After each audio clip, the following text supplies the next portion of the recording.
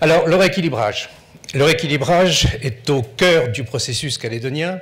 Il consacre une idée dont on a commencé un petit peu à parler ce matin, un petit peu sur le ton de l'émotion d'ailleurs, c'était intéressant, que les ressources peuvent être inégalement ventilées dans une collectivité comme la Calédonie, justement pour attaquer les inégalités du développement.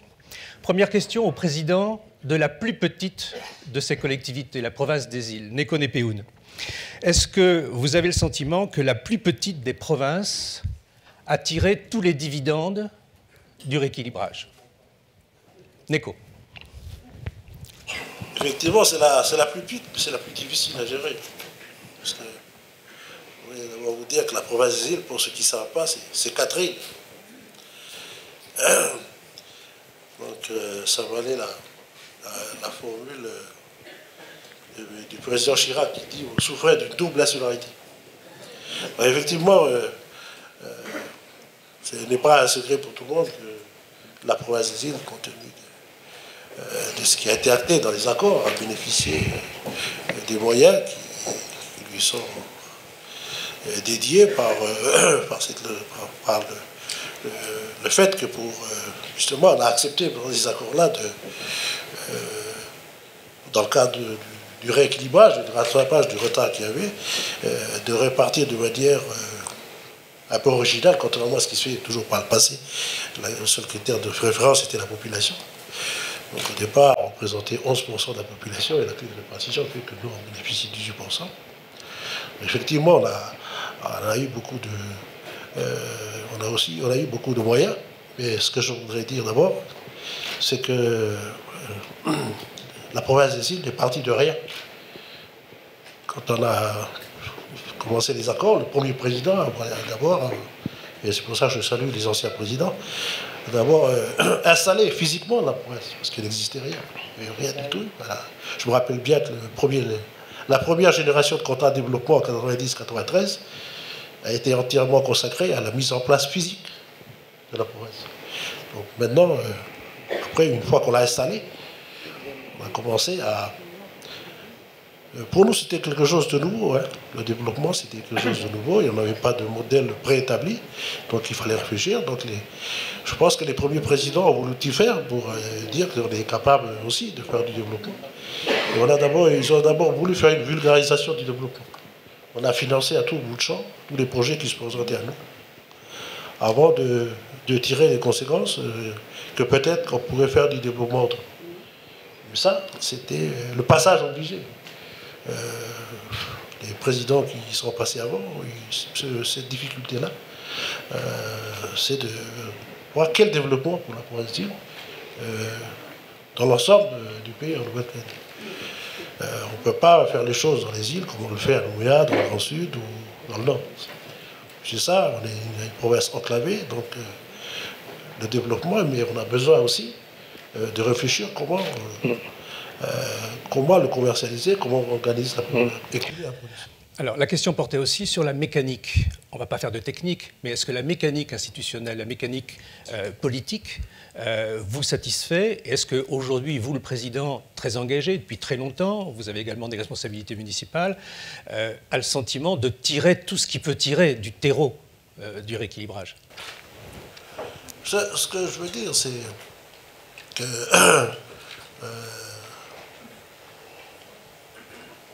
on a dans les îles, ce qu'il faut dire, c'est que tous les investissements sont faits sur des fonds publics. Donc il n'y a aucun investisseur privé. Donc je peux dire qu'on est content d'avoir cette manne d'argent parce que sans les fonds publics, je ne vois pas comment on pourrait faire le développement.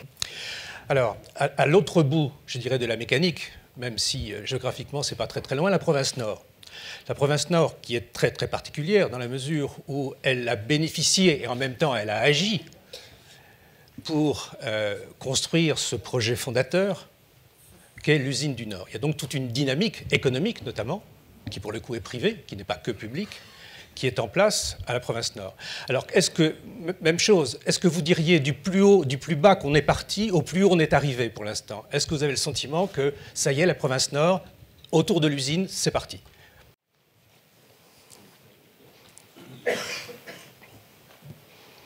avec le recul, naturellement, de l'histoire. Ça marche? Oui, oui, ça marche. Oui. Les accords Matignon-Ondino, ce sont essentiellement les opérations qui ont été largement réalisées. C'était l'objectif, hein, ce sont les infrastructures et les équipements publics. Mais il y a eu très peu d'investisseurs qui sont venus dans le Nord, à part les gens du Nord que la province aide à travers le Code de développement. Par contre, tout ce que vous voyez aujourd'hui autour sur la zone Wabuto et sur la zone VKB, vous connaissez Point Bout, la plupart des opérations qui émergent et qui sont en dehors des 3 villages, comme on dit, ce sont des opérations qui concrètement n'ont émergé qu'avec le lancement de la construction, c'est-à-dire à partir de janvier 2008. Donc oui, cette fois-ci c'est parti, puisque les investisseurs, y compris du Sud,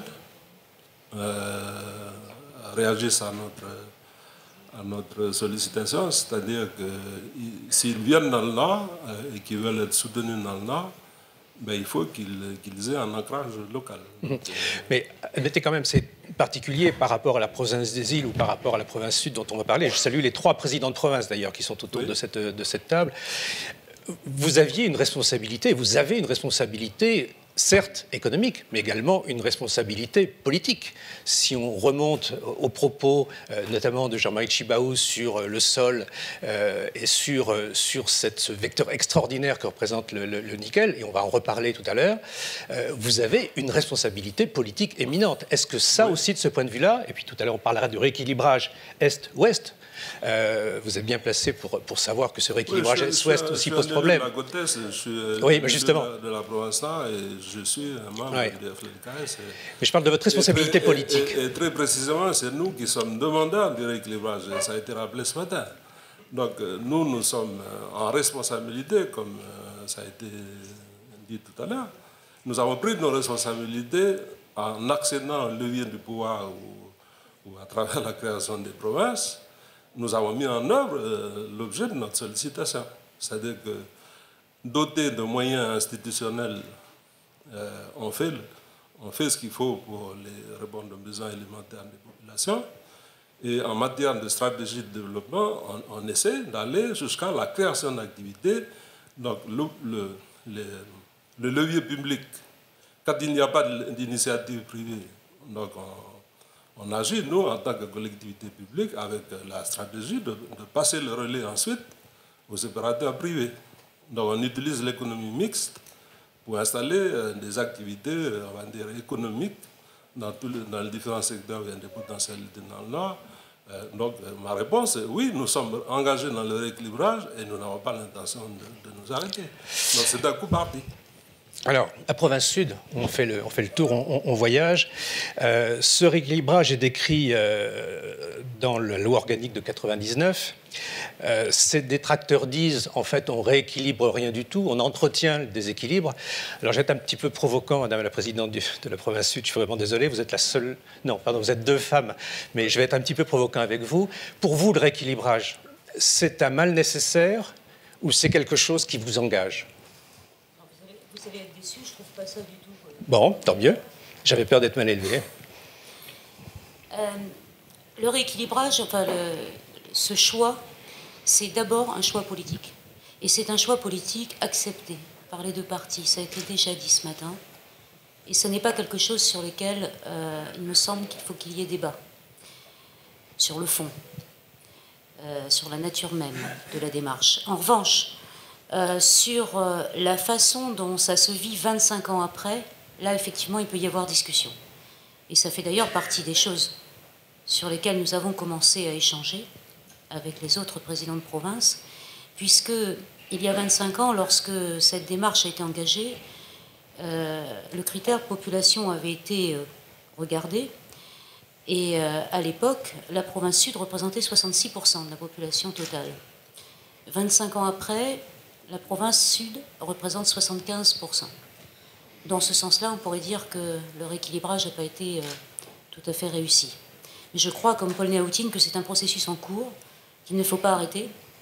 En revanche, il ne s'agit surtout pas d'asphyxier la province sud. Et c'est pour ça que c'est un sujet. Et derrière le rééquilibrage, il faut bien entendu entendre clé de répartition. Alors, vous soufflez un petit peu la question, naturellement. Est-ce qu'aujourd'hui, et là on est directement au cœur du problème, ou l'un des problèmes, est-ce que cette clé de répartition doit être revue? Si oui, est-ce que c'est touché alors à quelque chose de sacré? On a prononcé le mot totem ce matin, je ne sais pas s'il faut le reprendre, si j'ai le droit de le reprendre maintenant. Est-ce qu'on a le droit d'y toucher ou pas? Et sinon, comment peut-on continuer avec ce sentiment de mal nécessaire, puisque je reprends l'expression utilisée?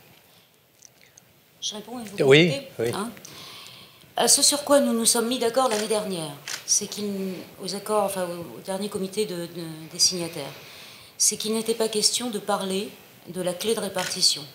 Et en tout cas, ce sujet, il a été décidé que nous ne l'aborderions qu'avec le futur statut de la Nouvelle-Calédonie. Mais nous avons aussi décidé l'année dernière de la constitution d'une conférence des présidents pour travailler ensemble avec le président du Congrès, le président du gouvernement et le haut-commissaire sur le problème réel et structurel des finances de la province sud. Nous avons travaillé, nous livrerons d'ailleurs le résultat de nos travaux au prochain comité des signataires vendredi. Bon, alors je ne vais pas être plus curieux mes collègues pour ne pas casser l'exclusivité du comité de cette semaine. Président Néautine, sur ce même problème de la clé de répartition, est-ce que c'est tabou d'en parler ou est-ce que c'est quelque chose qu'il faut mettre sur la table? C'est pas tabou, mais on a défini la problématique au dernier comité signataire, comme Cynthia vient de le dire. C'est qu'au lieu de mettre en exergue la seule clé de répartition, c'est-à-dire la répartition des produits fiscaux, il faut réfléchir à la réalité, aux situations objectives dans lesquelles nous exerçons les compétences et en face de quoi identifier les financements, parce qu'il ne s'agit pas de mettre un terme, puisque le bilan qui a été réalisé avec des experts montre que le rééquilibrage n'est pas terminé. Et si vous avez bien suivi ce matin, les moyens dédiés au rééquilibrage depuis l'accord de Matignon-Oudinot, c'est la clé de répartition et c'est les contrats de développement, qu'on appelait contrats de plan à l'époque. Donc, en sachant, quand on a décidé ça, on savait la répartition géographique de la population. Donc, ce n'était pas les critères population qui étaient mis en avant, c'est donner les moyens à de nouvelles collectivités provinciales pour agir sur les besoins, on va dire, des populations locales et essayer d'obtenir l'objectif, atteindre l'objectif de rééquilibrage pour installer les populations, créer des activités, etc. etc. Donc, c'est bien cette dynamique qui est encore en cours. Donc, réfléchir à la situation objective de nos différentes collectivités provinciales, y compris la situation que le président disait ce matin, la Nouvelle-Calédonie bénéficiaire des transferts de compétences, l'exercice de quelles compétences vont générer dans le temps des besoins grandissants. Donc c'est l'ensemble de ces problématiques qui nous amènera à parler de la clé de répartition. Mais commençons déjà par savoir de quoi on parle. Ce ne sont pas les populations du Nord et des îles qui génèrent, qui produisent les déficits, le déséquilibre structurel du budget de la province, puisque les dernières statistiques montrent bien que les populations qui augmentent en province, leur origine n'est pas dans le Nord, dans les îles, c'est ceux qui viennent de l'extérieur et qui s'installent en Nouvelle-Calédonie. Donc ça, c'est des chiffres publiés par l'INSEE. Je rêvais d'un débat un peu vif, mais on va laisser Néco. Non, là-dessus, on pourrait simplement discuter. Oui. On va faire la polémique, là. Non, là, on ne va pas le faire aujourd'hui. On continue avec Néco Népéoun sur ce point précis de la clé de répartition. Pas aujourd'hui. Je pense que les deux présidents, ce qui avait été convenu entre nous, c'est vrai que le bilan que nous avons demandé lors des comités de signataires a démontré qu'effectivement le rééquilibrage n'était pas encore là et que pour ce qui nous concerne, on était opposés à ce que cette clé de répartition soit touchée. Donc on a convenu, il y a des collectivités qui sont en situation difficile, de voir comment on pouvait, dans les recettes qui sont là ou qui sont à créer, voir pour essayer de prévoir pour essayer de sortir les collectivités qui sont dans un déficit structurel de cette situation-là. Mais la clé de répartition, on l'a dit, c'est la clé de voûte qui fait partie du dispositif. Il n'était pas question pour nous, avant la fin de l'accord, de toucher à cette clé de répartition. Alors, je me tourne vers Philippe Gomez, qui a été maire, président de province, président de gouvernement, aujourd'hui député inscrit dans les rangs de l'UDI. Avec ce quadruple regard, comment... non, c'est relativement simple. Quel regard vous avez sur, on va dire, les quelques années où l'ensemble du dispositif s'est structuré, où dans le fond le transfert de compétences dont on parlait tout à l'heure s'est effectué au fur et à mesure, progressivement, en tenant compte effectivement de déficits lourds, structurels, quelquefois anciens, mais malgré tout avec un outil qui était l'histoire en marche et puis la technique du rééquilibrage qu'il fallait mettre en place. Oui, merci. Je me permettrai, en même temps que de répondre à votre question, de revenir peut-être sur les quelques interventions, sur quelques éléments des interventions précédentes. La première chose, c'est que la clé de répartition, ce n'est pas un boîte à bout. La meilleure preuve, c'est que dans la loi organique, il est prévu un article de la loi, conforme à la Constitution, conforme à l'accord de Nouméa, qui prévoit la possibilité de corriger la clé de répartition, telle qu'elle est prévue, à la majorité des 3/5 des membres du Congrès. Donc on a bien un dispositif juridique qui a fait l'objet d'un accord politique qui, lorsque l'accord de Nouméa a été négocié, a été prévu parce qu'on savait d'ores et déjà que cette clé qui avait été pertinente à un moment donné de l'histoire, en 88, pour des tas de raisons politiques qui ont été évoquées, pouvait perdre de sa pertinence en fonction de l'évolution du pays. La deuxième chose que je souhaite indiquer, c'est que Cynthia Lijard l'a dit dans son propos, lorsque la clé de répartition a été créée telle qu'elle était en province des Îles, une province amie avec mon non moins ami Neko, la province des Îles représentait 11% de la population du pays. Aujourd'hui, elle représente 7% de la population du pays. Cynthia Lijard a rappelé, en ce qui concerne la province sud, l'évolution de 68 à 75. Or, les dépenses des provinces, et c'est une donnée mécanique, donc il faut à un moment donné les assumer, ces données mécaniques, au-delà des objectifs politiques, les dépenses des provinces sont pour les 2/3 d'entre elles ou les 3/4 d'entre elles liées aux populations qui résident au sein de la province. C'est les bourses, c'est l'aide médicale gratuite, c'est le fonctionnement des administrations, c'est le nombre de personnel, c'est le nombre d'enseignants. Donc on ne peut pas avoir ad vitam aeternam une clé de répartition déconnectée de la réalité de la répartition de la population du pays. Enfin, troisième élément, au-delà des débats politiques qui, bien sûr, nous agitent les uns et les autres de longue date sur le sujet, 2 propositions de loi du pays ont été déposées par le groupe auquel j'appartiens sur le bureau du Congrès et ont été soumises à l'avis préalable du Conseil d'État, qui, bien sûr, a vérifié que ces propositions de loi étaient conformes à la Constitution et à l'accord de Nouméa.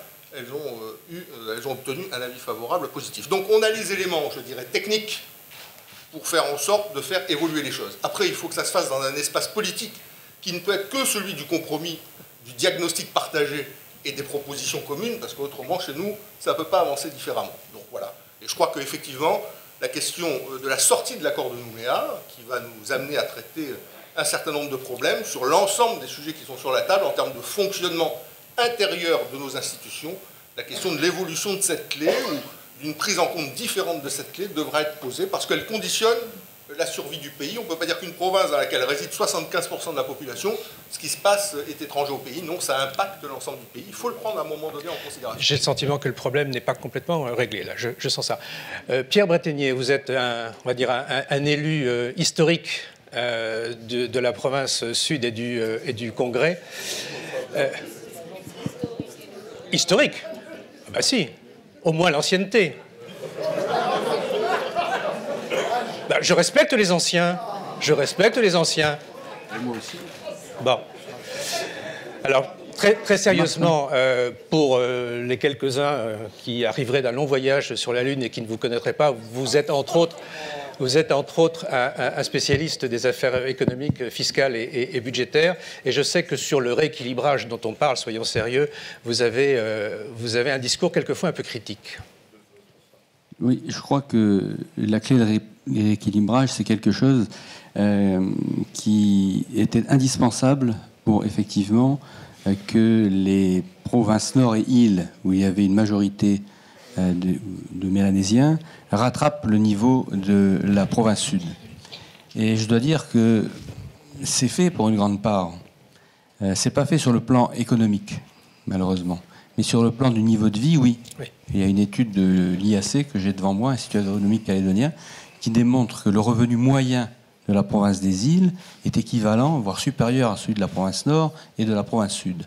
Donc sur le plan du niveau de vie, le rééquilibrage, le rattrapage a été effectué. Mais quel était le sous-bassement de cette clé de rééquilibrage? C'était de permettre précisément aux Mélanésiens de rattraper le niveau de vie des autres ethnies, notamment européennes. Ce qui se passe maintenant, c'est que les Mélanésiens migrant vers la province sud, la répartition est complètement différente. C'est-à-dire que maintenant, la province où les Mélanésiens sont les plus nombreux, c'est la province sud. Et si bien que les difficultés de la province sud, en fait, rejaillissent sur les populations les plus pauvres, puisque les compétences de la province sont des compétences en matière de santé publique, en matière d'enseignement, en matière de santé, en matière sociale, etc. Donc si la province sud est contrainte, ça veut dire que ce sont les populations les plus défavorisées, souvent les populations océaniennes, qui vont en pâtir. Et c'est la raison pour laquelle je crois qu'il faut en revenir aux fondamentaux et permettre que ces populations soient aidées, y compris financièrement. Il faut savoir que pendant qu'il y a des classes qui se ferment en province des îles, il y en a d'autres qui s'ouvrent en province sud. Donc il y a bien un moment où il faudra que les ressources fiscales qui proviennent de la province du sud puissent revenir aussi à ceux qui vivent en province sud. Alors, je voudrais conserver un tout petit peu de temps pour parler du foncier, parce que je crois que c'est intéressant, mais encore une question sur le rééquilibrage, et là, je fais directement référence à ce que disait Marie-Claude Chibaou ce matin dans son propos. Moi, j'ai le sentiment que les grilles qui mesurent le chemin parcouru sont des grilles quantitatives, économiques, et que la dimension sociale, si elle est prise en compte, n'apparaît pas, en tout cas, en premier plan dans les propos ou dans les discours. Est-ce que vous avez le sentiment que le rééquilibrage social, autrement dit, tout ce qui accompagne les richesses, ce qui accompagne la création d'une activité économique, c'est-à-dire l'emploi, les retombées, les péréquations sociales, est-ce que vous avez le sentiment que tout ça avance également? Je prends l'exemple, par exemple, côte Est, côte ouest, pour poser la question directement au président Niaoutine, qui est naturellement le premier concerné. Cette grille de lecture économique, quantitative, je me pose la question de la lecture qualitative de cette révolution en cours dans votre province. C'est un sujet récurrent. Ça marche, là? Oui.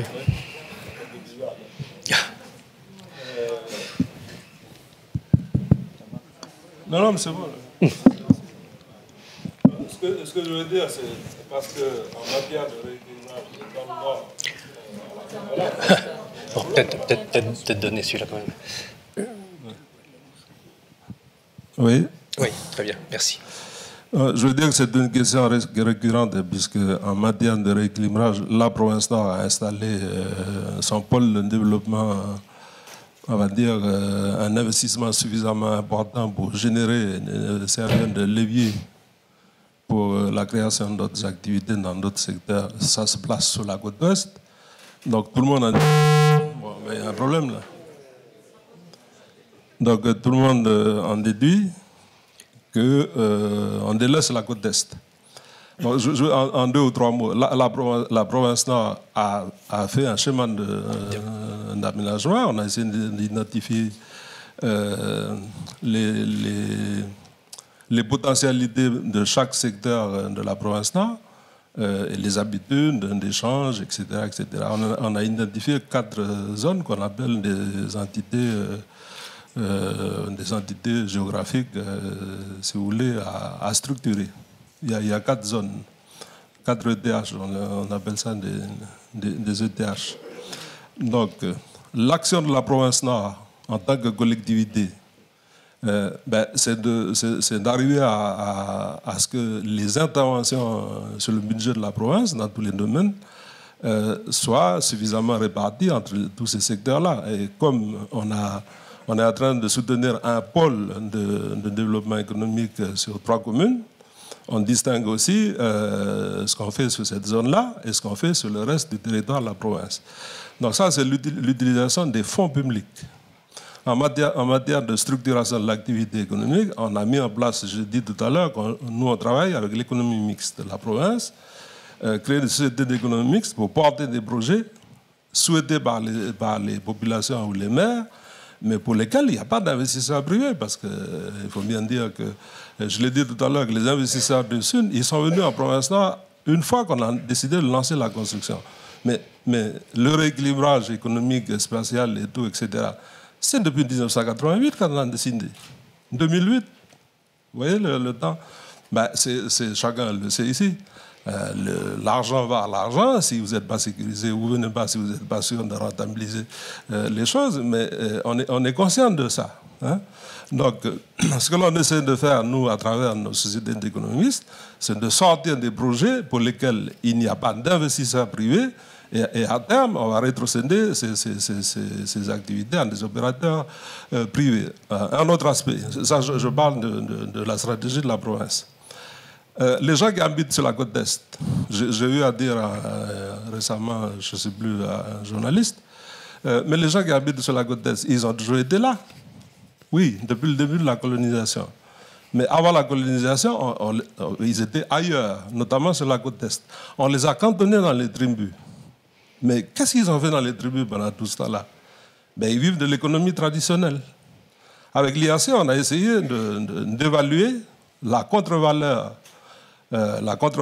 des échanges, des choses que l'on produit en autosubsistance, que l'on utilise localement, et on arrive à une rentabilité supérieure à certaines grandes exploitations d'élevage, bovin et autres, etc. Ça veut dire que ces gens-là, ils ne sont pas dans la misère. Ils sont dans le mode de vie traditionnel. Ils font leur case, ils plantent leurs champs, ils font des échanges. C'est une économie, mais qui n'est pas marchande. Mais qui a quand même une valeur en économie. J'essaie de parler de ce dont je peux parler. Donc, ces gens qui sont sur la côte Est, ils ne sont pas délaissés. La province leur amène un certain nombre de conforts avec les communes, avec les équipements publics, et on les aide à créer des activités adaptées à leur mode de vie, parce que tous ces gens-là ne demandent pas forcément à être intégrés dans la modernité. Ça existe quand même, la culture kanak. Les échanges traditionnels, ça existe. C'était pas mon propos. Il y a des gens, moi je suis maire de la commune de Bonimi. Dans ma vallée, à moi, il doit y avoir en tout une quinzaine, une vingtaine de salariés. Et les gens y vivent, ils ont toujours vécu là. On les aide à avoir des logements sociaux, on amène les routes, on amène l'électricité, les équipements, là, les choses informatiques, là, c'est là. Mais nous, on considère que c'est le rôle de la collectivité de permettre aux gens d'accéder à un niveau de vie, à une qualité de vie selon leur choix. Et ceux qui veulent rentrer dans l'économie moderne, on a mis en place des plans de formation, etc., y compris au don KNS, pour que ceux-là aillent là où ils ont envie d'aller. S'ils veulent aller habiter dans des zones urbaines, on les accompagne, mais s'ils veulent rester à la tribu, on les aide aussi. La province Nord fait ça, sur la côte Est comme sur la côte Ouest. Donc voilà ce qu'on fait. Alors, un mot du foncier. Alors là, je suis embarrassé parce que tout le monde, naturellement, est compétent ici pour parler de la réforme foncière ou du problème foncier d'une façon générale. Donc je vais me tourner vers Anne Pitoisé, qui est la plus extérieure, non, mais sans doute la plus extérieure, dans la mesure où, naturellement, vous observez, vous analysez, mais de loin. Je rappelle pour mémoire que vous êtes l'auteur d'un certain nombre de livres consacrés à la Calédonie, que vous êtes journaliste et correspondante du Point et des Échos, je crois. Voilà. Question simple de journaliste à journaliste, est-ce que le problème foncier est réglé en Calédonie? Certainement pas, et je pense que c'est pas à moi de le dire, mais certainement pas, oui. Je pense qu'il y a eu beaucoup de progrès, beaucoup d'efforts, et je pense que une des traductions les plus grandes des efforts et des progrès qui ont été faits, c'est finalement dans la zone VKP, sur la zone de Bako, où on a fait, sur du foncier coutumier, où on a fait du développement économique, je veux dire, moderne, libéral. Et donc je pense que c'est ça la plus grande traduction. Après, ça nécessite certainement d'être multiplié, des expériences comme ça, mais ça a été long, ça a été difficile à mettre en place.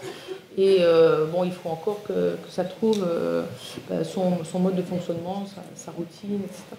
Je pense que ce que le président Niaoutine a voulu dire et qui est très juste, et qu'en Calédonie, on a du mal à percevoir, c'est que souvent on voit l'économie sous un prisme occidental, alors qu'il y a aussi le prisme kanak, le prisme mélanésien, qui est extrêmement différent. Donc il y a deux modes d'apprécier l'économie, et on ne peut pas uniquement l'apprécier en termes de PIB, et aussi en termes de développement humain, je veux dire l'ONU fait des choses comme ça. Et je pense qu'en Calédonie, il faut toujours avoir un double regard sur, parce que les populations, elles n'ont pas le même mode de vie, et surtout elles n'ont pas le même mode de réflexion que nous. Donc on peut leur appliquer des indices, parler de croissance, ça ne veut pas forcément dire la même chose. Et je pense que c'est extrêmement important d'avoir ce regard en Calédonie. Mais c'est tout à fait sur ce terrain-là que je voulais emmener le président Niaoutine, et je le remercie d'y être venu. Question identique au président de la province des îles. Cette économie hyper locale dans les 4 îles, puisqu'il ne faut pas oublier Tiga, encore une fois, vous l'animez comment ? Comment vous la valorisez, comment vous investissez et comment vous en faites un vrai vecteur de développement? D'abord, je voulais parler du foncier. Oui. Vous savez que c'est la question. Les îles, c'est 99%, coutumières. 100% de terres coutumières. Donc, on fait du développement sur des terres coutumières. Donc, c'est pourquoi c'est dommage que le représentant du Sénat coutumier n'ait pas accepté de prendre le rôle, parce qu'il pouvait mieux parler que moi du foncier, mais je veux dire que dans les îles, on compose avec ça. On fait du développement avec ça. C'est 100% de terres coutumières. Donc, c'est vrai que comment on appelle, les négociations souvent sont un peu longues pour aboutir à, comment on appelle, se trouver d'accord sur un projet. Mais on le propose avec et on fait du développement avec. Tous les investissements, que ce soit des hôtels ou luxe, sont faits sur des terres coutumières, avec les coutumiers. Donc, nous, je veux dire, il y a la réforme foncière sur la grandeur qui est faite par la DRAF dans le cadre de la récupération de la mise à disposition et de la revendication foncière qui a été faite par les Kanaks. Mais nous, dans les îles, on vit avec ça. Donc, pour parler de la production hors marchande, je me réfère aussi à l'étude qui a été faite par l'IAC, dont parlait M. Niaoutine, parce que ce système d'études-là qui a été fait sur l'ensemble du pays, et aussi dans les îles, 90% des productions agricoles dans les îles sont hors du circuit marchand. Et les gens ont bien avec, c'est parce que les gens avaient l'habitude. Par exemple, nous, dans les îles, on a, comme je disais tout à l'heure, les premiers présidents ont vulgarisé le développement, et après, on a tiré les conséquences. Donc on s'est orienté vers le développement des filières. On a identifié des filières qui sont pour nous présenter les meilleures potentialités, comme l'agriculture, le tourisme, la pêche, la travail. Donc on a mis des unités de conditionnement. Mais ce n'est pas pour autant que les gens ne vont pas aller au marché tous les lundis, les vendredis, les mercredis. Et ils vendent plus de produits dans leur marché tribal, qui ont été initiés par les communes, que dans les unités de conditionnement que la province a mis en place. Donc c'est bien deux économies qui fonctionnent de manière parallèle et qui cohabitent. Non, mais je pense, si je vous pose ces questions, c'est que j'ai le sentiment que c'est un regard qui n'est pas courant sur ce dont on parle, le rééquilibrage. Ouais. C'est-à-dire que, j'ose pas dire, mais allez, je vais le dire, un regard occidental, je crois que vous le disiez tout à l'heure, un regard occidental sur le développement.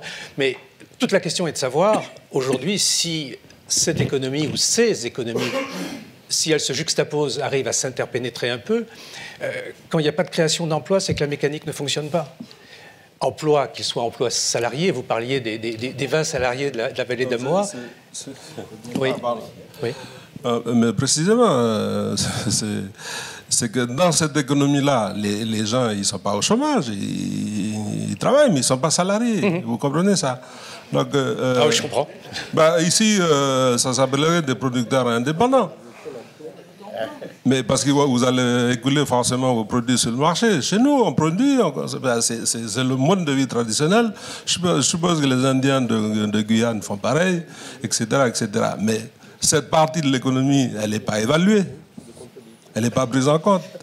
En Nouvelle-Calédonie, l'IAC vient de réaliser un travail très serré, très scientifique, hein, où on arrive quand même à identifier les volumes qui sont produits, qui sont échangés. Et si on devait donner une contre-valeur en économie monétaire, voilà ce que ça vaudrait. Ça vaut quand même des milliards. Je voulais vraiment qu'il y ait une parenthèse de fait, voir qu'on en parle, dans la mesure où effectivement aujourd'hui on parle en matière de rééquilibrage, ce qu'on essaie de faire comprendre à nos amis, là, c'est qu'eux ne comptent qu'en tableau, machin, truc, etc. Et ils nous rendent responsables de leurs problèmes. Mais c'est pas que les gens du Nord et des îles, c'est des citoyens de la Nouvelle-Calédonie. Ils ont bien le droit de vivre dans la capitale. Mais comme ils sont rattachés traditionnellement à leur commune d'origine, on dit qu'ils viennent du Nord et des îles. Mais il y a des gens qui sont là depuis 2 ou 3 générations. Mais... Alors, non, mais attends. La présidente... La population... La présidente Lija, et puis ensuite... on est là pour faire un débat ou on est là pour... non, mais complètement, là-dessus c'est très bien, au contraire. Juste quelques mots, et je laisserai Pierre Bretonnier continuer. Peu importe d'où viennent les Calédoniens, la réalité de la province sud aujourd'hui, c'est qu'on est en manque cruel de logements. Alors d'emploi, on n'en manque pas. D'activité économique, on n'en manque pas. On arrive à développer la province, qu'elle soit urbaine ou qu'elle soit rurale, on arrive à la développer. Effectivement, sans doute parce qu'on avait des antécédents positifs. Il n'empêche que notre réalité aujourd'hui, ce sont des écoles surpeuplées. Chaque année, nous avons à ouvrir des classes, là où dans les autres provinces, et particulièrement en province des îles, on enferme. Nous avons des problèmes de logement alors que nous construisons à tour de bras et que nous offrons des possibilités de logement diverses, pas seulement du locatif, vous le savez aussi, que nous essayons de traiter la question des squats, parce que les squats, c'est une réalité, parce que justement, les enfants qui vivent dans les palétuviers, il faut aussi les prendre en compte, il ne faut pas les oublier. Dieu sait qu'on est critiqué pour ça, et pourtant nous continuons, et nous allons continuer. Et donc, ce que je voulais dire, c'est que le problème n'est pas de savoir si les gens viennent du nord, des îles, ou de l'extérieur, y compris de Wallis et Futuna. La question est de savoir à quoi ça sert ce qu'on fait. Pourquoi on a décidé un jour de signer les accords, pourquoi on a décidé de se mettre autour d'une table pour construire une Nouvelle-Calédonie qui corresponde à quelque chose dont on a tous envie, et pourquoi on a décidé de créer un déséquilibre en créant un rééquilibrage. Et donc je crois que c'est là-dessus qu'il faut qu'on travaille, plutôt que de chipoter, à savoir si on a des gens qui viennent du Nord, des îles, et si on doit les renvoyer chez eux et aller vers une partition de la Nouvelle-Calédonie. Alors Pierre, je vous propose de ne pas m'accompagner au chipotage. Je vous laisse la parole. Oui, je voudrais dire à Paul qu'en province sud, c'est pas un problème, c'est une solution pour les provinces nord et îles notamment, puisque c'est bien 90%, c'est bien de la province sud que viennent 90% des impôts alimentant les provinces nord et îles, et on trouve ça très bien. On a signé les accords de Matignon, mais il y a un moment donné, il faut reconnaître les choses. Ensuite, moi, je suis complètement d'accord. J'ai cité moi-même l'étude de l'IAC pour dire qu'il y a une économie importante qui se passe en échange coutumier, notamment, mais aussi tout simplement en autoconsommation, etc. Et qu'il faut valoriser. Ça fait partie de la culture mélanésienne, de l'économie générale. Le problème, c'est que ça compte aussi l'économie monétaire. Et le problème, c'est que ces gens qui ont un niveau de vie tout à fait décent grâce précisément à ces échanges coutumiers, en revanche, n'ont pas de revenus monétaires. Or, ils ont besoin, parce que c'est la mondialisation, ils veulent avoir une belle voiture, avoir tous les objets de consommation, les nouvelles technologies, etc., comme les autres. Et pour ça, eh bien, ils viennent chercher du travail à Nouméa. Et là, ils deviennent des pauvres à Nouméa, parce qu'ils n'ont pas les revenus monétaires suffisants. Ils ne peuvent pas se loger décemment. Et donc, ils vont vivre dans des squats. Et souvent, ils ne trouvent pas l'emploi suffisant ou le salaire suffisant. Et donc, il s'est créé comme ça une pauvreté urbaine. La pauvreté en Calédonie, elle n'est pas dans les provinces, elle n'est pas en brousse. C'est une pauvreté urbaine. Et c'est ce qu'il faut corriger. Et un des moyens de corriger, c'est évidemment que l'économie monétaire se développe aussi dans le Nord et les îles. C'est-à-dire qu'il soit créé des entreprises. Parce que le grand mal, évidemment, pour le développement du Nord et des îles, c'est que tous les travaux sont faits par des entreprises de Nouméa. Tous les biens qui sont achetés sont des biens qui sont achetés dans les commerces de Nouméa. Et tout cet argent retourne sur Nouméa. Pas dans les budgets des provinces, puisqu'ils repartent. Mais économiquement, ça fait que la province sud continue à se développer. Elle a des problèmes sociaux, mais elle n'a pas de problème économique. Et alors que dans le province Nord et îles, il n'y a pas de développement économique. Et le seul développement économique, effectivement, c'est la zone VKP, grâce à l'usine KNS. Ce qui montre bien que le développement, c'est pas seulement les transferts financiers, c'est essentiellement la création d'entreprises. Oui, un mot, Paul Yaoutine, et puis ensuite Philippe Gomes. Oui. Parce que Pierre n'a toujours pas compris que l'usine du Nord, c'est un pôle de rééquilibrage qu'on a réalisé sans mettre un sou du budget de la province, puisqu'on a valorisé les titres miniers. Donc c'est un autre domaine de discussion sur la stratégie de développement de la Nouvelle-Calédonie. Donc nous, on prétend qu'on a le droit à la différence. La société Kanak a été reconnue, l'INADITE Kanak a été reconnue. On a le droit de continuer à vouloir vivre dans le système traditionnel, mais en même temps, on rentre dans l'économie. On rentre dans l'économie. Donc l'objectif quand même du rééquilibrage, c'est pas de continuer à faire en sorte que la mégapole, comment on appelle, la capitale devienne de plus en plus, c'est de créer des activités dans l'intérieur des îles. Comment vous allez faire ça dans les îles si on modifie soi-disant uniquement la clé de répartition? Ce que l'on est en train de faire, qu'on a commencé, qu'on est d'accord entre nous de faire, c'est d'identifier avec le président, d'identifier les catégories, l'exercice des compétences, le coût de l'exercice des compétences et d'adapter la redistribution des ressources de la Nouvelle-Calédonie en fonction de besoins bien identifiés, sans faire de clivage entre l'origine de tel ou tel ou l'ethnie ou je ne sais pas trop quoi. C'est de régler le problème dans le sens de la citoyenneté et dans le sens du rééquilibrage.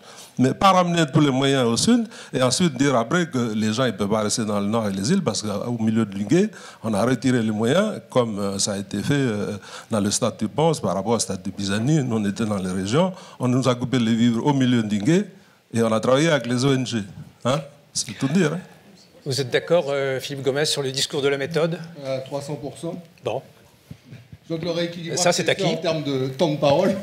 Non.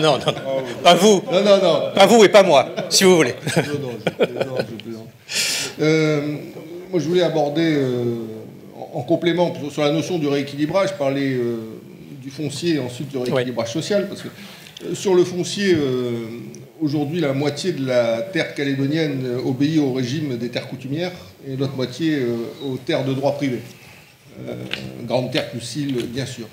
Et en ce qui concerne la grande terre, depuis Dijoux, ce qu'on appelle la réforme Dijoux chez nous, en 1976 jusqu'à aujourd'hui, quasiment 40 ans, on a redistribué au total 150 000 hectares. Dans le cadre de rachat de propriétaires privés et de redistribution, entre guillemets, au GDPL, au GIE dans le temps ou en agrandissement de réserve. Aujourd'hui, le problème qui se pose, c'est que tout le développement, du moins la majeure partie du développement, même si des opérations ont été faites sur terre coutumière en matière de lotissement, de zones industrielles, au Mont d'Or, à Dambéa, en province nord, mais la majeure partie du développement porte sur les terres de droit privé. Et il est clair que, vu la croissance qui a été la nôtre cette dernière décennie, la réalisation des 2 usines, il est clair que la puissance du développement qui s'exerce uniquement sur les terres de droit privé a contribué à une inflation très forte du foncier privé, qui est désormais un handicap, aussi bien dans l'agglomération pour du logement ou dans l'intérieur pour le développement de projets économiques. Donc je crois qu'il faut... on a un axe de réflexion qui est comment on approfondit le développement sur les terres coutumières. Je crois que c'est... Bon, c'est pas simple, hein, on ne va pas l'aborder ici en 5 minutes, mais c'est un vrai sujet dans le cadre de l'avenir du pays, je dirais quel qu'il soit, au-delà de son échéance politique ou sa perspective politique. En ce qui concerne l'autre aspect que je voulais aborder, c'est celui du rééquilibrage. On pense souvent rééquilibrage économique entre provinces, on aborde toujours les choses sous cet angle-là, ce qui est vrai, puisque c'est l'angle originel, celui des accords de Matignon qui a créé les provinces et qui a initié cette clé de répartition discriminatoire. Le rééquilibrage aussi, il a eu vocation à s'effectuer pendant ce temps-là, sur cette période-là, sur un plan social. Et donc la question, c'est où est-ce qu'on en est aujourd'hui de cette évolution? Je crois qu'on a évolué favorablement. Les indices qui sont mis de côté là, au travers de notre discussion permettent quand même, en termes de chiffres, d'analyser cette évolution au travers de l'évolution du PIB par habitant de la Nouvelle-Calédonie en général, mais également de chacune des provinces. On a quasiment un doublement de ce PIB par habitant dans le nord et dans les îles sur la durée de l'accord. Mais en même temps, au-delà de ces chiffres objectifs, on ne peut pas nier qu'à l'échelle du pays, on présente encore les caractéristiques d'un pays sous-développé. Les écarts de revenus sont significatifs. Un indice barbare qu'on appelle l'indice de Gini indique que chez nous, ils sont de 1 à 17, ce qui est l'équivalent des écarts qu'on trouve au Mexique ou au Bangladesh. Donc c'est pas neutre quand même comme comparaison. alors qu'en France métropolitaine ou en Europe, on est de 1 à 7 ou 1 à 9. Donc on a des efforts à faire pour qu'il y ait plus de justice en termes de répartition des revenus et des richesses dans notre pays, de la même manière qu'on peut constater toujours que 20% de la population du pays vit au-dessous du seuil de pauvreté.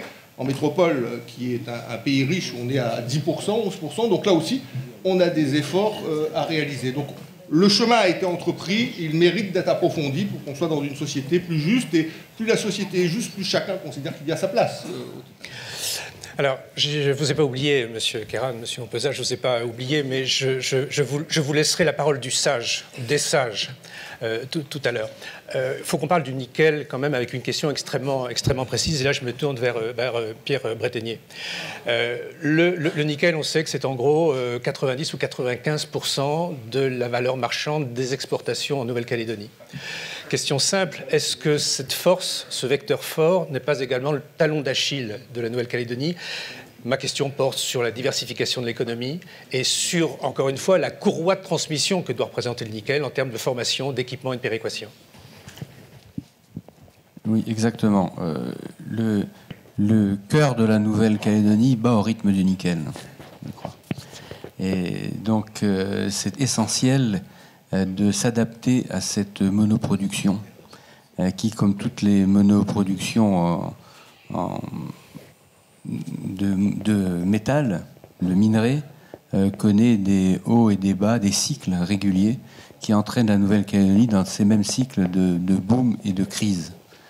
Et donc, il est essentiel, de ce qui n'est pas fait, mais qu'on demande depuis longtemps, de créer un fonds nickel, peut-être un fonds souverain qui permette une politique contracyclique et qui permette aussi aux générations futures de financer leurs futures activités économiques. Et donc on ne peut pas rester dans ce système de monoproduction. Et donc il est essentiel de rechercher d'autres activités économiques. Les deux plus importantes actuellement, c'est le tourisme et l'aquaculture. Voilà. Et en matière de ressources marines, il y a encore beaucoup à faire. Mais il faut savoir que dans la réalité, toutes ces filières, y compris ces deux-là, sont indirectement subventionnées par le nickel actuellement. Alors, j'ai envie de prendre un petit peu de champ avec ma caméra, peut-être me tourner vers Monsieur le Ministre. Je rappelle que vous avez été secrétaire d'État dans le gouvernement de Lionel Jospin entre 1997 et 2000, si mes souvenirs sont bons, et que donc vous avez été au cœur de la machine des accords. Est-ce que, sans remonter peut-être à des souvenirs détaillés ou trop détaillés, est-ce que vous aviez le sentiment à ce moment-là, on parle de nickel, on parle d'économie, on parle de la Calédonie dans le monde qui se globalise, est-ce que vous aviez le sentiment que les enjeux étaient aussi importants du point de vue de l'économie? Oui, incontestablement, parce que le débat tourne beaucoup sur l'institutionnel, sur le rééquilibrage, sur ce qu'ont apporté, je parle des accords de Nouméa, en matière de citoyenneté. Mais il y a un peu la face cachée qu'on n'a pas vue. Peut-être que vous avez traité ce matin. Une des grandes parties des discussions était sur la dimension économique. Paul Néaoutin s'en souvient, il y avait à l'époque le FLNKS qui avait mis sur la table le préalable minier, c'est-à-dire l'idée de construire, de créer les conditions pour construire une usine de nickel au nord, avec l'échange de massifs entre Poum et Cognanbourg. Donc il ne faudrait pas oublier que l'accord de Nouméa a été précédé, c'était fin janvier, par l'accord de Bercy, pour lequel l'État a mis à l'époque 1 milliard de francs sur la table, en quelque sorte, dans cet échange de massifs. Et moi, je suis retourné en Nouvelle-Calédonie 12 ans après, en 2012, et je veux dire que c'est spectaculaire ce qui se passe au Nord. C'est spectaculaire. Donc, pour répartir de la richesse, d'abord, il faut la créer. On peut la transférer de la métropole, la transférer par des transferts sociaux, mais il faut créer de la richesse. Avec Carole Martin, je lui demandais combien il évaluait le montant des investissements réalisés, publics, privés, enfin, surtout dans ces différentes opérations au cours, disons, des 10 dernières années, de la dernière décennie. C'est 13 milliards d'euros. 13 milliards d'euros. C'est donc considérable. Ça a généré une activité, voir comment Koné s'est transformé, comment le paysage s'est transformé. Donc je crois que là, il y a un mouvement considérable. Et On voit beaucoup les accords sur la base institutionnelle, de citoyenneté, de reconnaissance coutumière, mais en même temps, il y a ce volet économique. Ce volet économique, il a créé de l'emploi, il a créé de l'activité. On n'injecte pas 13 milliards d'euros en 10 ans sans qu'il y ait des effets. Si je comparais, je faisais le calcul avec ma région, je dirais que la région Rhône-Alpes, bien plus grande, ça me ferait 300 milliards d'euros en 10 ans. Je vais calculer en rentrant s'il y a eu 300 milliards d'euros d'investissement public ou privé. Ce n'est pas pour dire vous avez été bien doté, mais c'est pour voir l'effet d'entraînement que cela provoque. Donc je pense que quand on parle rééquilibrage, il faut, et je crois que c'était une très belle intuition à l'époque de dire le rééquilibrage ne sera effectif que si se fait cette usine du Nord, promise depuis des décennies, et en particulier à l'époque du général de Gaulle. Donc ça a créé un élément de recomposition. En même temps, je pense qu'il faut regarder l'avenir. Moi, je n'ai pas de leçon à donner. C'est vrai, ce qui vient d'être dit, le nickel, c'est l'économie par excellence exportatrice de la Nouvelle-Calédonie. C'est 15% des réserves mondiales. C'est donc là, on peut dire que la Nouvelle-Calédonie est assise sur une richesse forte. Mais en même temps, je pense qu'il faut utiliser cette richesse pour mieux distribuer envers les habitants, mais aussi pour créer les conditions du futur. Et donc, l'économie moderne, elle connaît des révolutions. On vient de parler de l'agroalimentaire ou de l'aquaculture. Je pense qu'il y a celle de l'énergie. Il y a celle de l'énergie. Et donc ça, les sources d'énergie à travers... C'est développé, hein, je ne dis pas qu'il n'y a rien, mais c'est véritablement une révolution très forte. Il y a celle donc des énergies renouvelables, il y a celle du numérique. Celle du numérique. La fracture numérique sera un élément, ici en métropole comme partout, considérable de différenciation, d'inégalité, l'accès au numérique, l'accès au haut débit ou au très haut débit. Je pense en particulier à l'économie des services. La population Nouvelle-Calédonie vieillit, donc à partir de là, il y a des services. Et puis, à un domaine où, bénéficiant de la langue française dans un océan pacifique peu développé, essentiellement une langue anglaise, ou chinoise ou japonaise, le marché de la formation est un marché très important. Donc je crois qu'il faut saisir ces chances parce que ce sont des chances de développement qui donneront des richesses et qui, par là, permettront ensuite de les répartir et de les rééquilibrer. Voilà ce que je voulais dire, parce que je pense qu'il faut bien voir aussi que dans l'accord de Nouméa, je crois qu'il ne faut pas... La dimension institutionnelle est essentielle, mais il y a aussi la dimension économique, de développement économique du territoire. Anne Pitouzet, vous avez longtemps travaillé, vous avez publié sur la Nouvelle-Calédonie. J'ai envie de dire que Jean-Jacques Herrand vient de vous donner la table des matières de votre prochain bouquin. Donc ça, c'est fait. Vous verrez pour les droits d'auteur. Quel regard aujourd'hui vous avez sur la Calédonie dans un monde, encore une fois, globalisé? Est-ce qu'elle n'est pas en train de cultiver ses endémismes, ses particularités tellement fortes qu'elle finalement elle s'exonère, qu'elle se sanctuarise, alors qu'en fait on est dans un monde ouvert? Je disais tout à l'heure que les frontières tombaient, le capital il est international, on le voit avec la province Nord. Non, je pense qu'elle ne se sanctuarise pas. Au contraire, je pense que l'évolution des 10 dernières années, des 15 dernières années, ça a été le fait que la Calédonie, elle est en plein dans la mondialisation. Alors que ce soit par ses échanges extérieurs, mais surtout par l'arrivée sur le territoire de 2 multinationales, et de 2 énormes multinationales que sont, bon, actuellement c'est Vale, mais si on regarde un peu l'histoire de l'usine du Nord, on voit que les premières négociations, enfin que les premiers contrats ont été faits avec Falcon Bridge, qu'il y a eu des OPA, que ça a été racheté par Xstrata, et que maintenant c'est Glencore. Donc on voit que la Calédonie, elle est complètement dedans la mondialisation, et c'est quand même un facteur qu'il va falloir prendre en compte, parce que c'est un facteur de force pour les échanges, mais c'est aussi un facteur de fragilité, parce que la Calédonie, c'est 250 000 habitants, face à des mastodontes comme Glencore, comme Vale, qui emploient dans le monde beaucoup plus de personnes que d'habitants.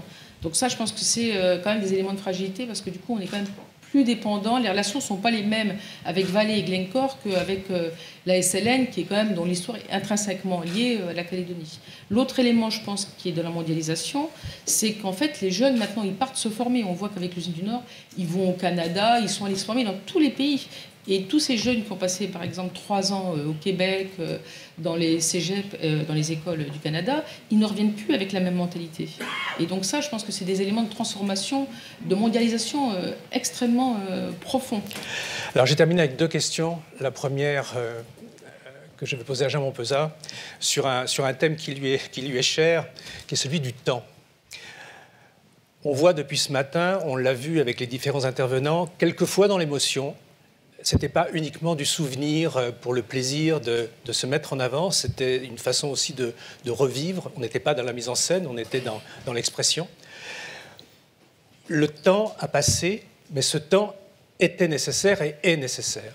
Il y a, dans quelques semaines, une élection importante, un scrutin important, celui des provinciales. Alors ma question est simple, autant on a donné du temps à la Calédonie, a-t-elle encore suffisamment de temps ? Benoît, tu reviens sur notre accord. Il y a une autre question après. Oui. Elle est très politique et en fait, je cherchais l'information un peu exclusive, mais je la posais à M. Kéran. Donc on reste sur la question du temps. Oui, alors je suis obligé de demander à Jean-Jacques Kéran l'autorisation de lui passer la parole, parce que j'ai une raison très précise, et j'ai 45 ans de métier. Je crains, à la fin de mon propos, de me livrer une improvisation qui pourrait poser problème à M. Kéran. Alors, dans ces conditions, considérez qu'il se fera tard, on pourra dire n'importe quoi, je vous dirai pourquoi, et je préférerais effectivement, Monsieur le Ministre, si vous me permettez, que ce soit vous qui concluiez. Ensuite, je répondrai peut-être à la question de Benoît. Bon, alors, j'ai de la chance parce que je cherchais une chute. Là, j'en ai 2, alors je suis un petit peu embarrassé. Alors, question à Jean-Jacques Kéran. Le ministre des Outre-mer, Victorin Lurel, était il y a quelques semaines ou quelques jours à Nouméa. Et je le cite, il a indiqué qu'il y aura une consultation avec une question portant sur la souveraineté, sauf si tout le monde est d'accord pour une autre solution novatrice, sans passer par une consultation. Et dans ce cas, l'État y sera attentif. Alors là, toutes les questions sont ouvertes. Alors, est-ce que ce soir, à la Maison de la Nouvelle-Calédonie, est-ce qu'il y a une information? Est-ce qu'il y a déjà une réflexion nouvelle qui s'ouvre? Non, mais je crois que ce qui a été démontré à travers les 2 accords dont on parle dans cette rencontre, c'est que ce sont les Calédoniens, avec le concours de l'État, qui ont imaginé les solutions de l'avenir. Donc, ce qu'a voulu dire Victorin Lurel, c'est qu'on ne va pas prendre la place, qu'on ne va pas écrire à leur place les pages du futur. Je pense que les Calédoniens ont montré dans leur maturité qu'ils pouvaient imaginer des solutions. Ou aller vers ce qui est prévu, c'est-à-dire un référendum dans la période 2014-2019, puis c'est ce que nous avions inscrit dans les accords de Nouméa. Alors, quand on regarde ces accords et ceux de Matignon, l'idée d'avoir des rendez-vous, je vais peut-être un peu plus loin, mais je ne suis pas membre du gouvernement et je ne suis plus parlementaire, mais l'idée d'avoir des rendez-vous périodiques, pouvant être sanctionnés par le peuple, je crois que c'est une très bonne formule. C'est-à-dire, dire, par rapport au temps, on vous donne rendez-vous dans 10 ans, dans 15 ou 20 ans, et puis à ce moment-là, on verra où on en est. On verra le chemin parcouru et on verra ce que l'on peut faire ensemble. Alors, s'il y a un accord, c'est bien. Sinon, c'est au peuple de trancher. Moi, je crois que tout est inscrit dans cette démarche. Mais le fait que nous ayons inscrit ces rendez-vous est une façon de dire on se retrouvera pour faire le point. Et la République française sera là parce qu'elle est aussi partie prenante de ces accords. Voilà, alors on va reprendre chaque mot de votre déclaration et ce soir, on va relire ça à tête reposée. Monsieur Montpezat, je reviens sur ma question du temps. Donc vous avez le temps.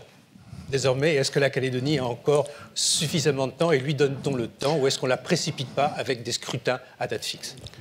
Mon cher Benoît, d'abord, je trouve qu'il est tôt. J'espérais qu'il serait beaucoup plus tard et que ce que je vais dire tomberait un petit peu dans la lassitude remarquable.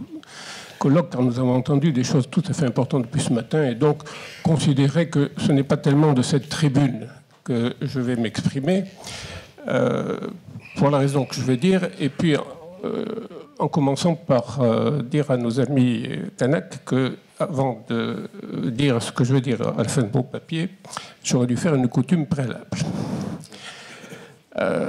Alors, on m'a invité, sans me demander mon avis, on ne m'a pas demandé ce que j'allais dire, ce qui est un peu imprudent, n'est-ce pas?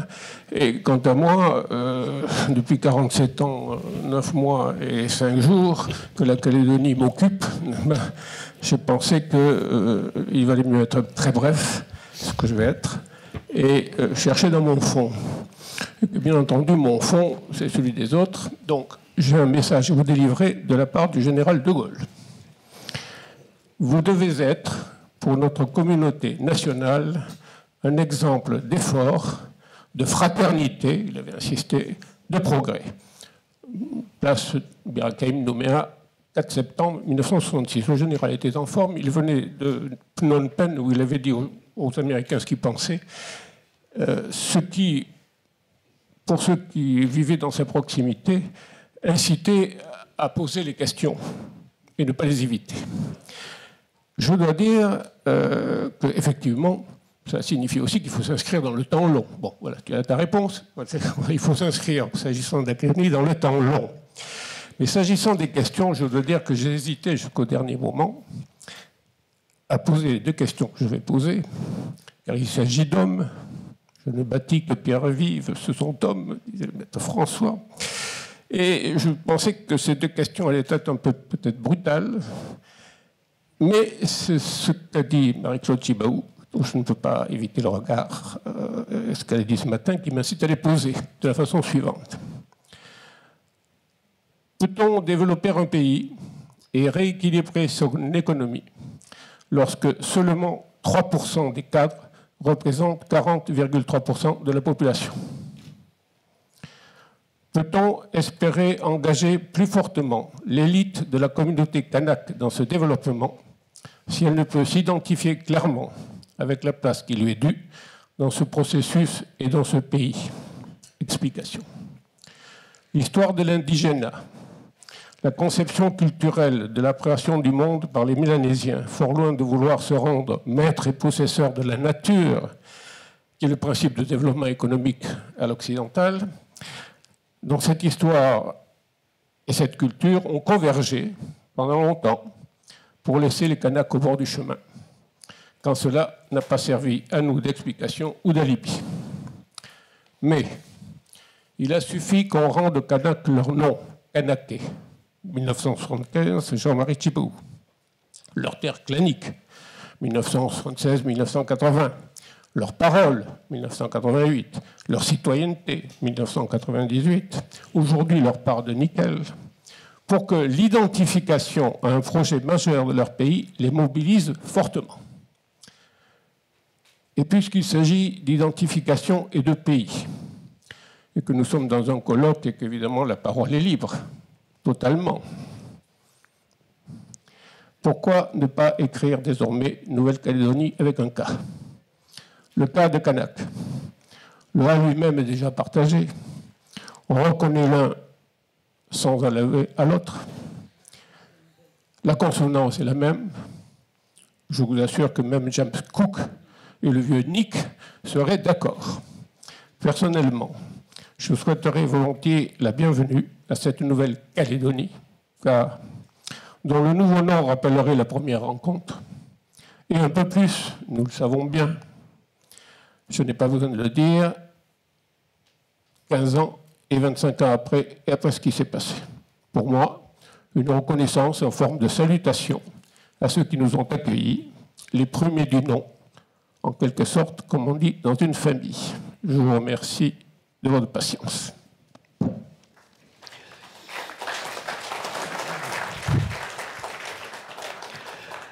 Alors, je ne sais pas si arrivé à ce point de l'après-midi, la parole sur ce point précis doit de nouveau circuler, si vous le souhaitez ou non.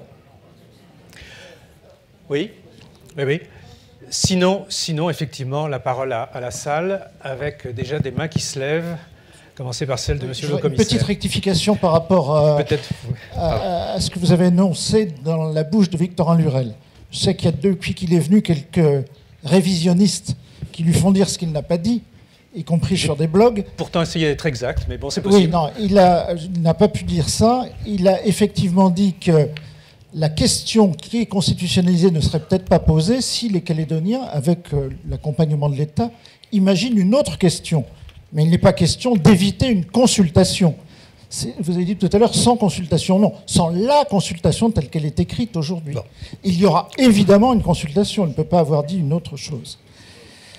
Voilà, c'est tout, mais vous avez été victime. Il y a quelques personnes qui s'ingénient depuis une semaine à faire dire n'importe quoi. J'ai la prétention d'être une victime de l'histoire, moi aussi. J'ai des noms. Voilà. Voilà. Est-ce qu'il y a d'autres... Oui, prise de parole là-bas, monsieur dans le fond.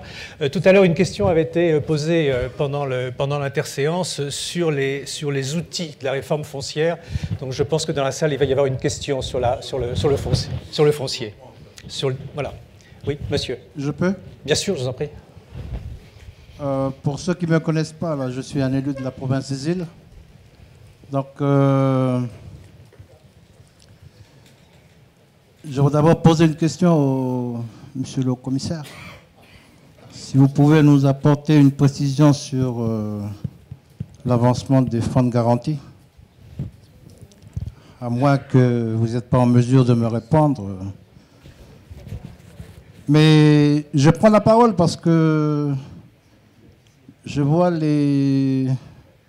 nos responsables institutionnels qui sont là, qui parlent de développement et que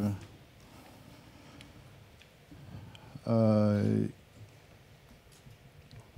a fallu venir à Paris pour bien parler ensemble et que quand on est chez nous, c'est un autre discours, quoi.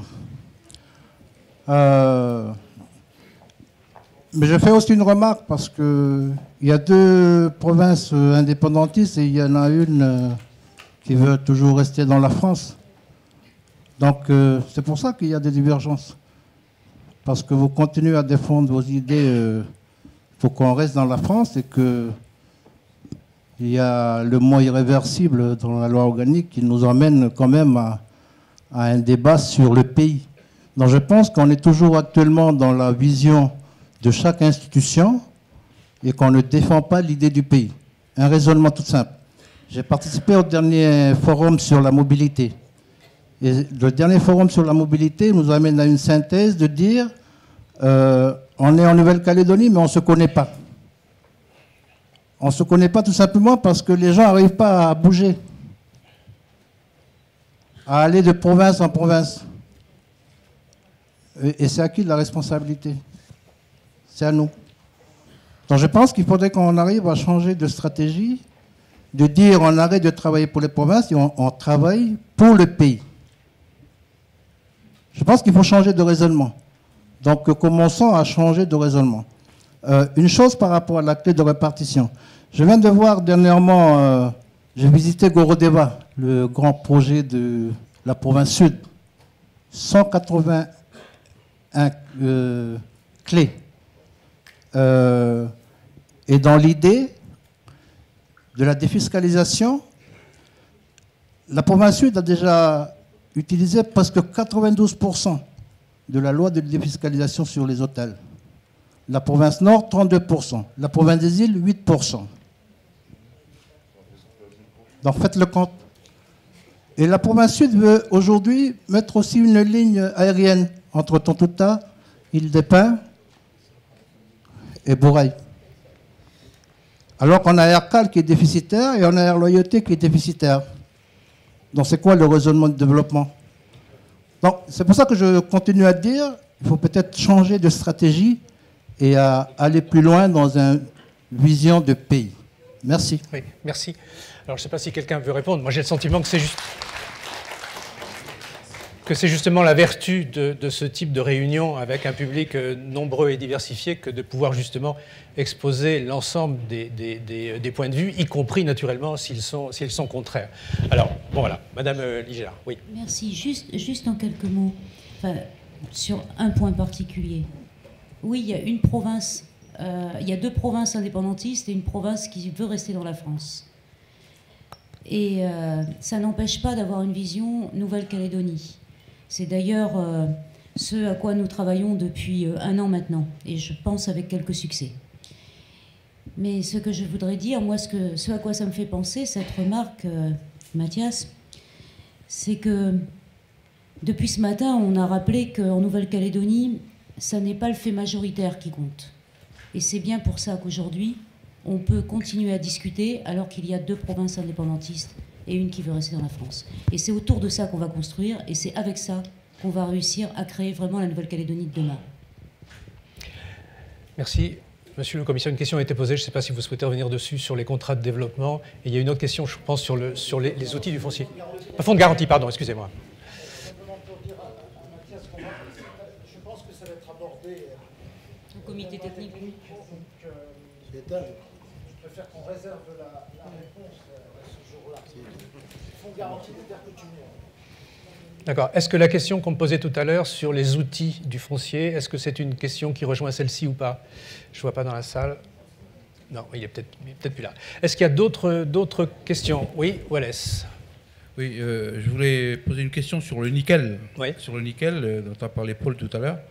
Parce que récemment, il y a eu une déclaration de M. Dang sur la possible participation du Sud au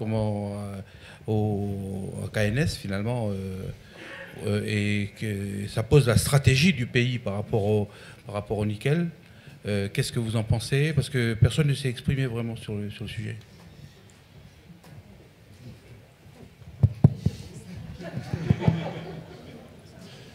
Non, celui-ci marche.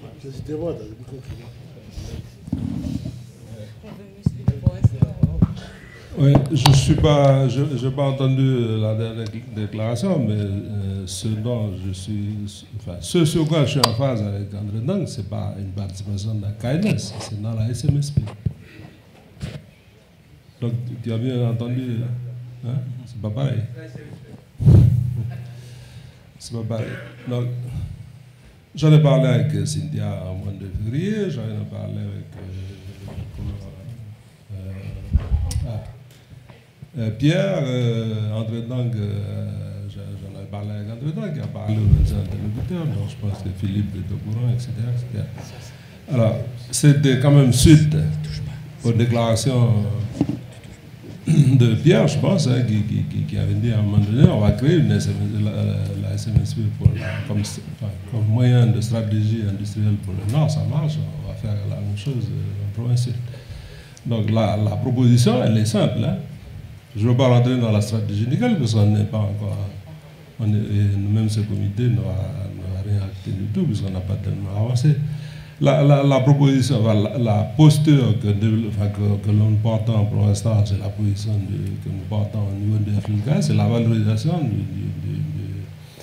des différentes qualités de nickel que nous avons en Nouvelle-Calédonie. Donc nous avons déjà la chance d'avoir 3 procédés différents qui valorisent des types de minerais de teneurs différentes, 2 par pyrométallurgie SLN et KNS, et l'autre par hydrométallurgie et la SMSP. Nous avons donc un partenariat 51-49 aussi avec POSCO là-bas. Moi, je défends cette stratégie dans la discussion qui n'est pas finalisée. Donc, nous n'avons pas encore convergé là-dessus.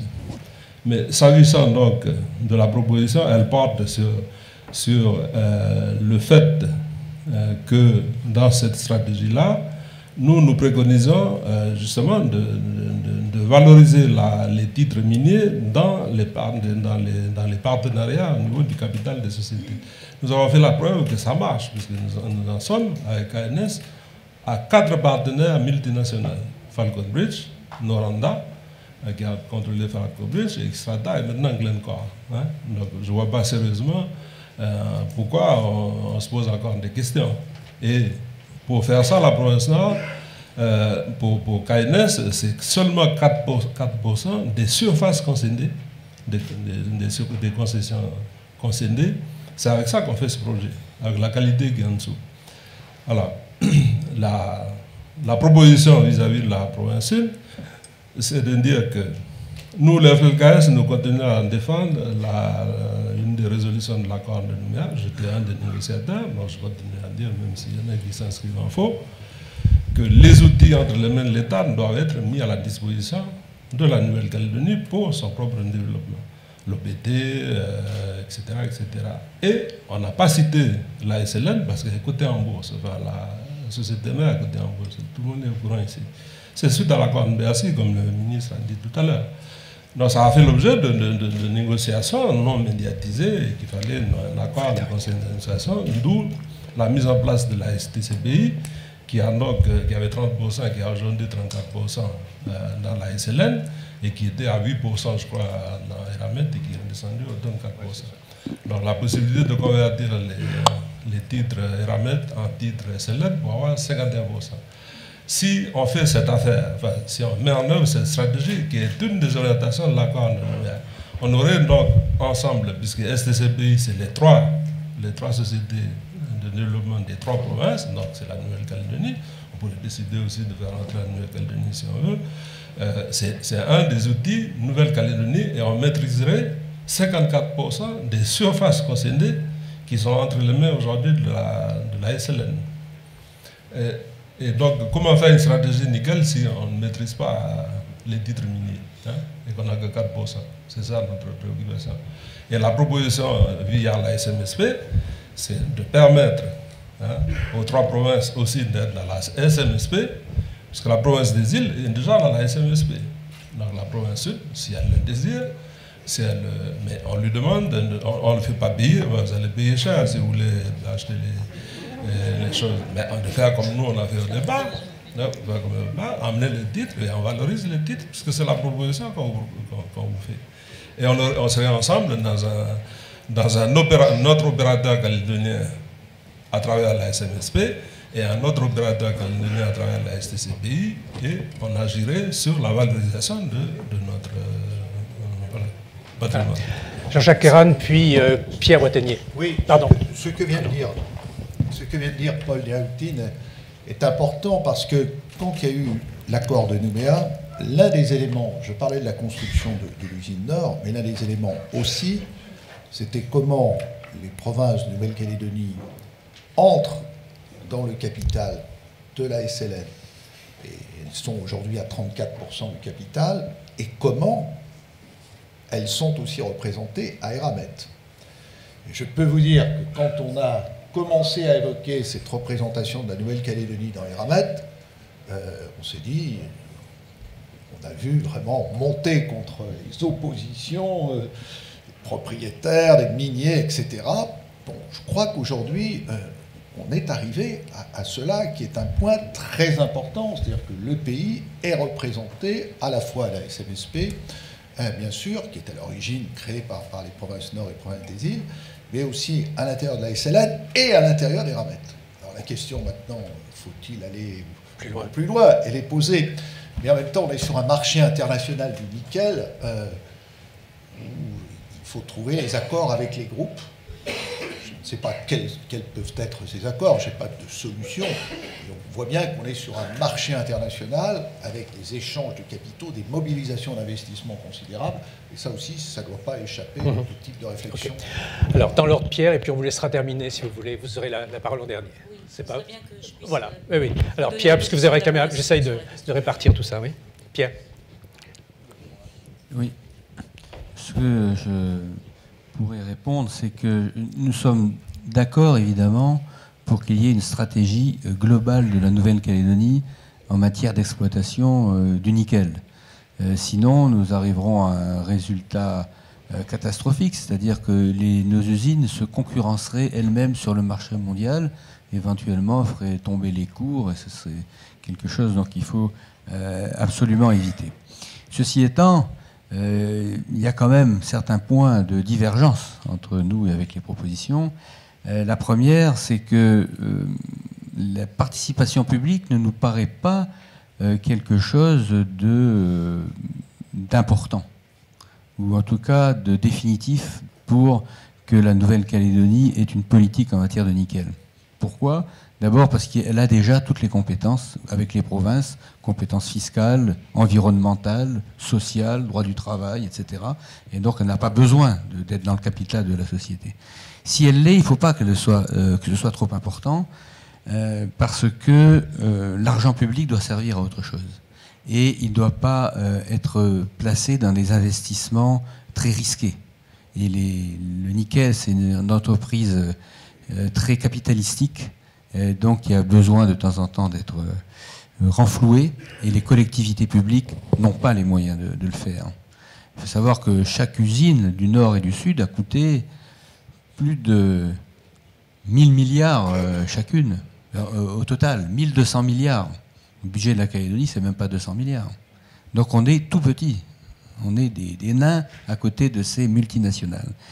Et le résultat, quand on a une participation trop importante, je ne sais pas quel est l'endettement exact de la SMSP, mais je suppose qu'il est très élevé. Parce que nous, on a une participation dans Valais qui est de 5%, et on veut monter éventuellement à 10, voire 20%, et on est déjà endetté à 30 milliards. C'est-à-dire dans des proportions qui dépassent les possibilités des collectivités. En ce qui concerne la STCPI, montée à 51% de capital ne va pas apporter grand-chose. On n'a pas, nous, les compétences d'ingénierie technique, financière, pour faire marcher une entreprise comme la SLN.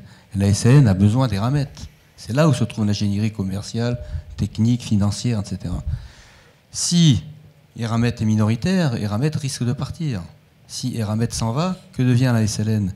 Il faudra qu'on s'adresse à une autre multinationale ou à des entreprises chinoises ou autres. Donc nous sommes un peu réticents, et même très réticents à ça. Ensuite, s'agissant de l'exploitation des minerais, que ce soit les minerais du Nord, du Sud ou de la SLN, il faut savoir ce que l'on veut en faire de ce minerai. Nous, évidemment, ce qu'on souhaite, c'est qu'il soit exploité sur place, dans des usines locales, que ce soit KNS, que ce soit Valais, que ce soit SLN, et éviter, autant que faire se peut, qu'il soit exporté pour être valorisé à l'extérieur. Sauf, bien entendu, s'il s'agit de mines orphelines dont l'exploitation n'est pas possible en Nouvelle-Calédonie. Mais même là, il faut faire attention, parce que ça ne veut pas dire que parce qu'un minerai n'est pas exploitable aujourd'hui, il ne peut pas l'être demain. Donc oui, pour une stratégie globale, mais elle mérite d'être sérieusement discutée. On termine avec vous, Cynthia, et puis on se quittera ensuite. Merci. Alors, les discussions sont en cours, mais sont loin d'être finalisées, Paul Néotine l'a dit. Et nous avons besoin de temps, et nous prendrons ce temps.